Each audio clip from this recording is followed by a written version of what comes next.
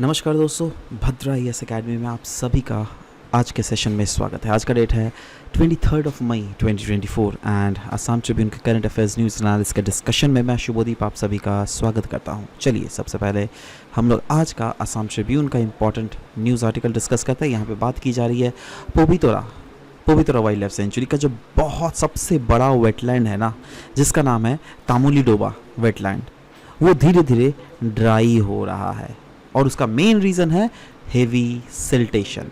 Now wetland का मतलब समझे ना क्या हुआ, एक ऐसा लो land which is covered by water. ठीक है, अब क्या हो रहा है यहाँ पर जो है इस वेटलैंड में धीरे धीरे इतना सिल्ट जमा हो गया है, इतना सिल्ट मतलब सेडिमेंट जमा हो गया है दैट यहाँ पर पानी बचा ही नहीं है, पूरा का पूरा जो है सेडिमेंट्स के थ्रू भर गया है। और वही हो रहा है पवितरा सेंचुरी के सबसे बड़े वेटलैंड जिसका नाम है तामुली डोबा वेटलैंड। और ये क्राइसिस बहुत ही ज़्यादा एडवर्स सिचुएशंस क्रिएट कर सकता है वहाँ की floral as well as faunal habitat को, क्योंकि ऐसा देखा भी जा रहा है दैट बहुत सारे राइनोज, बफेलोज एंड ऐसे बहुत सारे डाइवर्स बर्ड स्पीशीज़ जो कि यहाँ पर आते थे पानी पीने के लिए, रहने के लिए, राइट, वो धीरे धीरे अलग अलग वेटलैंड्स में शिफ्ट कर रहा है among with in the Pavitra only, right. So but overall एक कंसर्न ज़रूर रेज किया जा रहा है दैट ये जो वाइल्ड लाइफ सेंचुरी है, पवित्रा वाइल्ड लाइफ सेंचुरी, इसके जो इकोसिस्टम एंड टूरिज्म है ये नेगेटिवली इम्पैक्ट हो सकता है लॉन्ग टर्म में। तो असम के इस वाले रीजन में है पवित्रा, जहाँ पर बहुत सारे आप जो ब्लू कलर में देख रहे हो ना, ये सब ये वाला what are these are wetlands only, right. और इन्हीं में से एक वेटलैंड है तामुली डोबा वेटलैंड, जो क्या धीरे धीरे सूख रहा है। और उसके रीजंस बताया जा रहा है that what are the causes of wetting of this wetland. सबसे पहला तो रीज़न बता रहा है इतना ज़्यादा सिल्टेशन, जो कि अभी मैंने बोला। तो सिल्टेशन के कारण क्या होता है दैट बेड का जो लेवल है, दैट इज़ ये जो देखो ये this was the bed of that wetland, वो बेड का लेवल धीरे धीरे बढ़ रहा है, धीरे धीरे बढ़ते एक ऐसा सिचुएशन आ जाएगा जब जो मिट्टी है वो यहाँ तक पहुँच जाएगा। और इसका मेन रीज़न बतलाया जा रहा है ह्यूमन एक्टिविटीज़। जी हाँ, ह्यूमन एक्टिविटीज़ के कारण कंट्रीब्यूट हो रही है इस टाइप के अनडिज़ायरेबल चेंजेस। अनडिज़ायरेबल चेंजेस मतलब वैसे चेंजेस जिसको हम लोग एक्सपेक्ट नहीं करना चाहिए, बट वही चीज़ हमें देखने को मिल रहा है। और इसके कारण हमें एक शिफ्ट देखने को मिल रहा है वाइल्ड लाइफ के बिहेवियर में, जैसे राइनोज और बफेलोज ये इनडायरेक्टली फोर्स हो रहे हैं to seek water from alternative sources, right. ये लेकिन अच्छी बात नहीं है, राइट। इनफैक्ट क्लियरली बोला गया दैट राइनोज को तो ऐसे देखा गया that they are drinking water from हादुक बील। देखो पहले तो इस बील में आते थे, बट बाद में अभी दूसरे वाले वेटलैंड में क्यों जा रहा है? यस, ये इनडायरेक्टली एक इंडिकेशन है इकोलॉजिकल इम्बैलेंस का। इसमें हमें ह्यूमन इंड्यूस चेंजेस भी देखना पड़ेगा दैट ह्यूमन इंड्यूस जो चेंज है ना वो कहीं ना कहीं एग्जैबरेट कर रहा है ऑनगोइंग सिल्टेशन एक्टिविटीज़ को और अफेक्ट कर रहा है वाइल्ड लाइफ सेंचुरी के वाटर साइकिल को भी। तो government actions and conservation efforts में हम लोग क्या क्या इस आर्टिकल में पढ़ेंगे, जो कि यहाँ पे बोला गया है, क्लियरली बोला गया दैट फॉरेस्ट डिपार्टमेंट काम तो कर रही है दैट इस रीजन में जहाँ पे सिल्टेशन हो गया उसको डीसिल्ट किया जाए, वो भी क्या साइंटिफिकली, जिससे हमारा ओवरऑल वेटलैंड कंजर्व हो सके। बट साथ ही साथ स्टेट गवर्नमेंट को एक प्रोपोजल भी सबमिट किया गया है दैट भैया यहाँ पे बजट एलोकेशन करो, अगर जब तक फंडिंग नहीं दोगे तब तक ये एक्टिविटीज़ हम लोग कर नहीं सकते हैं, राइट। और कहीं ना कहीं कंसर्न्स भी रेज किया जा रहा है दैट यहाँ पर जो है ना लाइव स्टॉक ग्रेज करते हैं, राइट। और इससे लॉन्गर रन में जो है यानी उनको एक डिजीज़ अगर फैल गया सोशल लाइव स्टॉक्स के अमंग, तो वो डिजीज़ ट्रांसमिशन भी हो सकता है उसका। चैलेंजेस क्या है in managing the rhino population? Clearly पहला सबसे बड़ा चैलेंज बोला गया है दैट देखो, क्योंकि आसाम में अगर देख लोगे राइनोज जो है मेजरली कहाँ आपका काजीरंगा और पवित्रा वाइल्ड लाइफ सेंचुरी में, but Pavitra wild life sanctuary में जो सबसे डेंस पॉपुलेशन मिलता है, मतलब जितना एरिया में नंबर ऑफ राइनोज जो है वो ज़्यादा है, राइट। तो वही बोला गया दैट इस रीजन में राइनो के कंसंट्रेशन बहुत ज़्यादा है, जिसके कारण यहाँ पर मैनेजमेंट चैलेंजेस हम लोग को देखने को मिलता है, right? That is, there is increase in rhino which is straying out of sanctuary in the search of food and space. जी हाँ, सेंचुरी को छोड़ के अलग रीजन में जाते हुए देख रहे हैं फूड और स्पेस के लिए। तो ये तो कहीं ना कहीं सोचने वाली बात है ना भाई।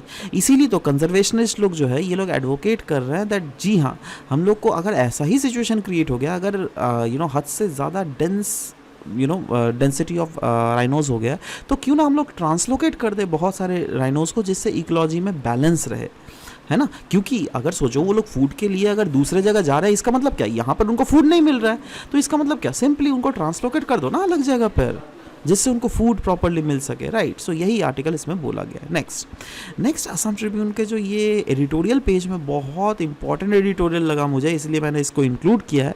यहाँ पे बोला गया horror away from the home. देखो बोला गया दैट बहुत सारे ऐसे माइग्रेंट वर्कर्स हैं जो क्या असम में जिनको काम नहीं मिलता और वो लोग दूसरे जगह काम करते हैं जाकर, राइट। तो इसीलिए अब उनको जो है ना, एक बाहर में अगर काम करोगे तो एक इनसिक्योरिटी तो रहेगा ही, क्योंकि आपका घर नहीं है, राइट।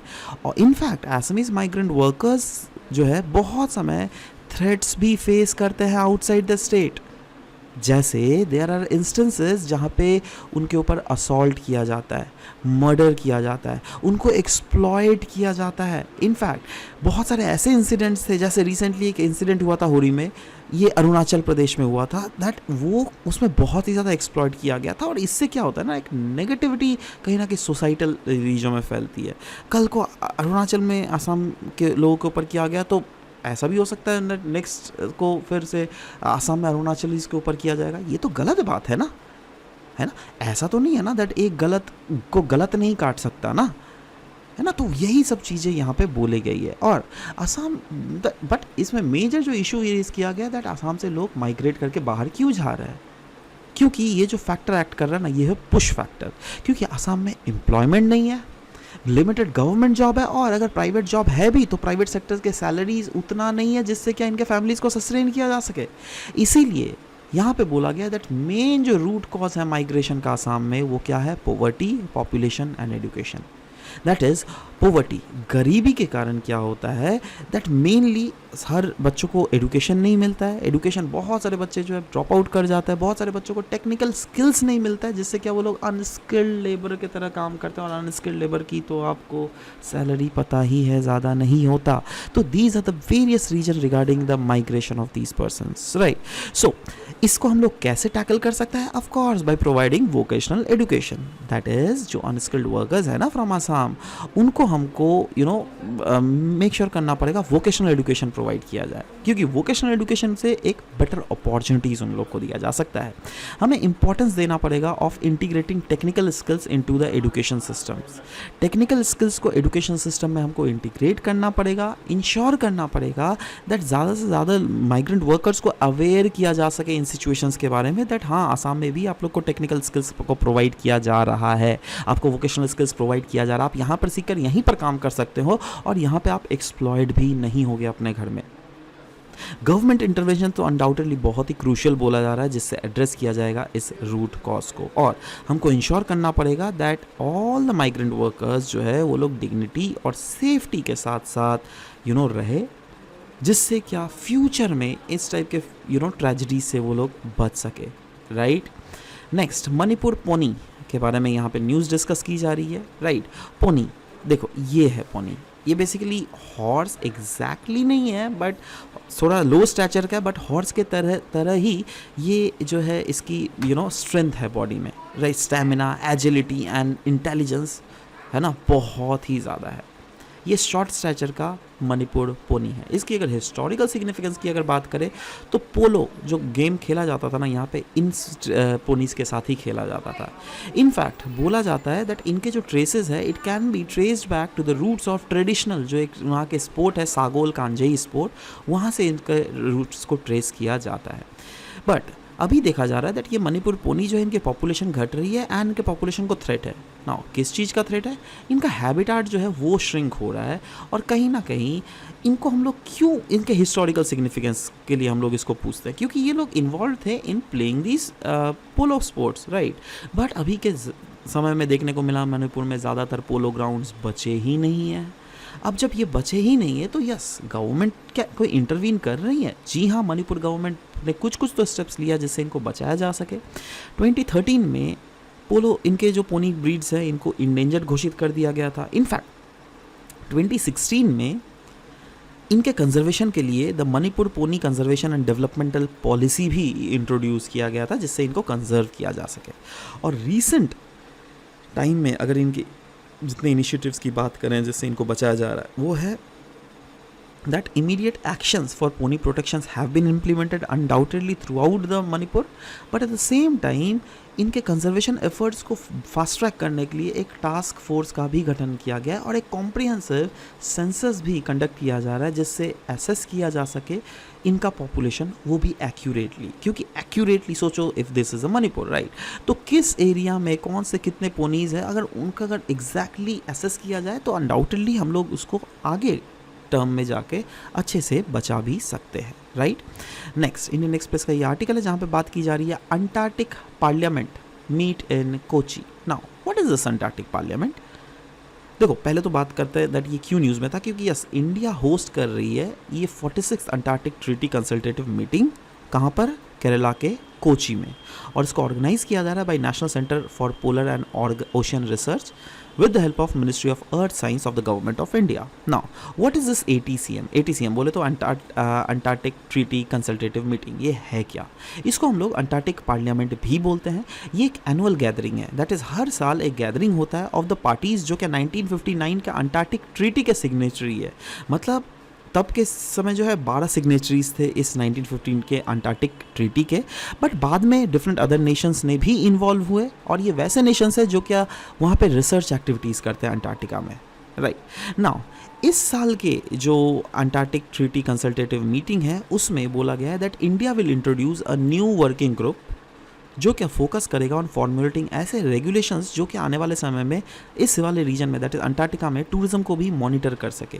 क्योंकि देखो टूरिज्म को बढ़ाना is important, but at the same time ये जो इकोलॉजी है यहाँ की बहुत ज़्यादा फ्रेजाइल इकोसिस्टम है राइट, इसीलिए यहाँ के इकोसिस्टम को भी तो बचाना है ना। तो यही बोला गया दैट रिप्रेजेंटेटिव्स जो है from 56 member countries of Antarctic territory ये इसको अटेंड करेंगे, और ये 2007 के बाद पहली बार हो रहा है जब इंडिया इसको होस्ट कर रहा है। तो सवाल है इसके की एजेंडाज क्या क्या? अनडाउटेडली सबसे पहला तो है पीसफुल गवर्नेंस इन अंटार्कटिका। दूसरा है दैट एक नया वर्किंग ग्रुप बनाया जा सकेगा जो क्या टूरिज्म को रेगुलेट करेगा और जिससे टूरिज्म तो प्रोमोट हो ही वहाँ पर साथ ही साथ वहाँ की जो फ्रेजाइल इकोसिस्टम है वो भी बची रहे।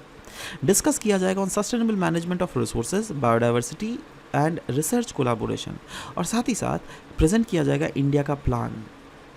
और इंडिया का प्लान क्या है? दैट हम लोग जो है यहाँ पे एक नया रिसर्च स्टेशन खोलने वाला है जो क्या रहेगा, जिसका नाम रहेगा मैत्री-2। नाउ अंटार्कटिक ट्रीटी के बारे में भी बात कर दे रहे हैं। 1959 के दिसंबर 1 को ये ट्रीटी साइन किया गया था। ये एक इंटरनेशनल एग्रीमेंट था जो क्या गवर्नर कर रही थी एक्टिविटीज़ अंटार्कटिका में होने वाली, और ये डेजिग्नेट करती है दैट अंटार्कटिका जो कॉन्टिनेंट है ना ये एक साइंटिफिक प्रिजर्व के तहत ही रहना चाहिए। दैट इज़ ये यूज़ कोई भी अगर देश करेगी सिर्फ और सिर्फ एक्सक्लूसिवली पीसफुल पर्पज़ के लिए ही इस्तेमाल किया जाएगा, यहाँ पे कोई भी कब्जा नहीं करेगा राइट। इनिशियली इसको साइन किया गया था 12 कंट्रीज़ के द्वारा, बट अभी इसमें 56 सिग्नेचरीज़ है और इंडिया ने भी इसको ज्वाइन किया कब? 1983 जब हम लोगों ने वर्ल्ड कप जीता था, ठीक है। तो उस साल मैं ये बोल रहा हूँ, याद रहेगा आपको जैसे, ठीक है। की प्रोविजंस अगर देख लीजिएगा वो क्या क्या है, यहाँ पर कोई भी मिलिट्री एक्टिविटीज़ को प्रोहिबिट किया जाता है, साइंटिफिक कोऑपरेशन को प्रमोट किया जाता है, और यहाँ पे कोई भी न्यूक्लियर एक्सप्लोजन या फिर रेडियो एक्टिव वेस्ट का डिस्पोजल नहीं किया जाएगा। इंडिया इन अंटार्कटिका अगर बात करें सिंस 1983 इंडिया जो है वो कंसल्टेटिव पार्टी है टू द अंटार्कटिक ट्रीटी और बिल्कुल पार्टिसिपेट कर रही है तब से 1983 से ही इनके गवर्नेंस के डिसीजन में।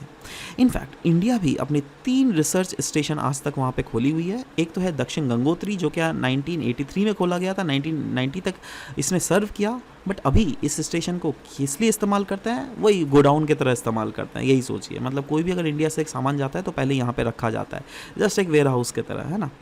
दूसरा है मैत्री, 1989 से अभी भी काम कर रही है, और भारती सिंस 2012 अभी भी ये काम कर रही है। और इंडिया अभी प्लान कर रही है दैट बाई 2029 ये एक नया रिसर्च स्टेशन वहाँ पे सेटअप करेगी जिसका नाम रहेगा मैत्री-2 राइट। और 2022 में इंडिया इनैक्ट किया था अंटार्कटिक एक्ट जिससे रिफॉर्म किया गया था इंडिया का कमिटमेंट टुवर्ड्स दिस ट्रीटी का प्रिंसिपल, और अभी तो ट्रीटी के प्रिंसिपल्स तो हम लोग डिस्कस किया ही राइट।